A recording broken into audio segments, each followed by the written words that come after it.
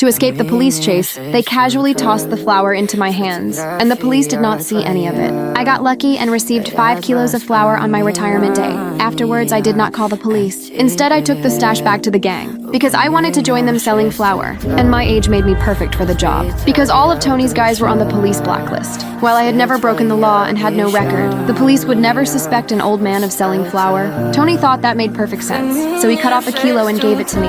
Actually, Tony was just curious and wanted to try it out. What he did not expect was I would become the gang's top seller. When I got home, I ran into trouble. I had to divide the block of flour into small packets to sell, but the stuff was rock hard. Even a power saw could not cut it. In the end, I shattered it with a cleaver. After I finished packing it up, a new problem came up. I forgot to ask Tony the selling price when we met. There was no choice. So I went to my son-in-law, who was a narcotics officer, to get information. Asking the price directly was obviously unwise, so I pretended I just wanted to know more about his job. Mark unsuspectingly took me straight into their records room, and there I found the exact same flour listed in the files. Now everything was ready, but I still didn't have any buyers, so I had to go to the hangouts where thugs gathered to look for them. I asked everyone I met if they needed flour, but they all thought I was an undercover cop and refused to buy. Through persistence, I finally found my first buyer. Once I made the first deal, they realized I wasn't a cop. Since my product was pure and the quantity was solid, more and more buyers came to me every day. Soon all my goods were sold out. When I handed the money over to Tony, everyone there was shocked. Seeing how capable I was, Tony gave me even more goods this time. I thought in just a few months I'd be driving a sports car,